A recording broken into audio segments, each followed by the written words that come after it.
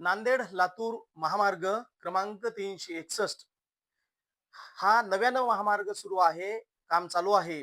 त्या ठिकाणच्या नांदेड लातूर महामार्गावरील विष्णुपुरी एचजीएस महाविद्यालयाच्या पुढचं ज्या ठिकाणचं काम चालू होतं, त्या ठिकाणचा मधोमध जो भाग आहे, त्या भागातून काही भाग खचला आहे. त्या ठिकाणाहून माती ढसळत आहे, मुरुम ढसळत आहे.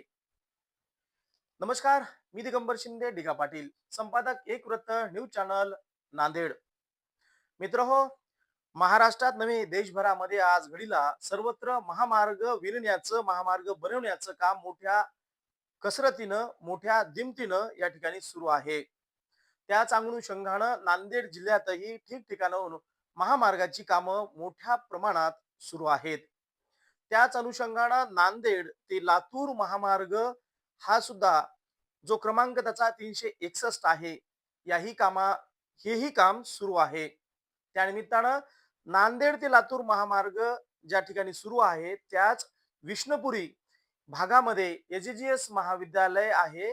त्या महाविद्यालयाच्या वरून जो महामार्ग होतो त्याचा खालचा जो कोपऱ्याचा भाग आहे, त्या ठिकाणून आज दिनांक 9 जुलै रोजी सकाळपासनं त्या ठिकाणाहून जे कन्स्ट्रक्शन चालू आहे त्यातनं गळती होती आहे. त्यातला मुरुम असेल, जे काही भाग त्या बांधकामाचा आहे तो ढासळत आहे. अशा पद्धतीचं चित्र आम्ही या ठिकाणी दाखवत आहोत.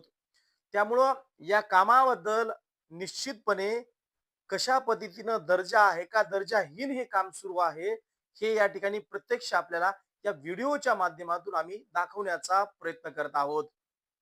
येत्या काळामध्ये काही दिवसात हा मार्ग सुरू सुद्धा होईल आणि त्याच विष्णुपुरीच्या पुढील भागामध्ये सदरचा रस्ता हा मोठ्या प्रमाणात तुफान वेगानं वाहनं जात आहेत, सुरू आहेत.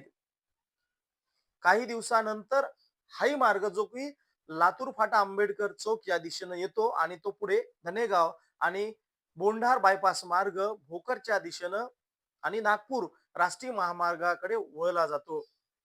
परंतु मित्र हो, जर येत्या काही महिनाभरामध्ये समोरील भागाचं काम झालं असतं आणि त्या ठिकाणून वाहतूक सुरू राहिली असती, जर का हीच वाहतूक सुरू असताना जर ही घटना घडली असती, तर या घटनेचं परिवर्तन दुर्घटनेमध्ये झालं असतं. त्यामुळं संबंधित कंत्राटदार, संबंधित विभागाचे प्रशासन अधिकारी यांच्यावरती निश्चितपणे कठोर अशा पद्धतीची आज घडीला कारवाई व्हावी. जर झाली तर भविष्यामध्ये अशा पद्धतीचे निकृष्ट कामे होणार नाहीत. धन्यवाद.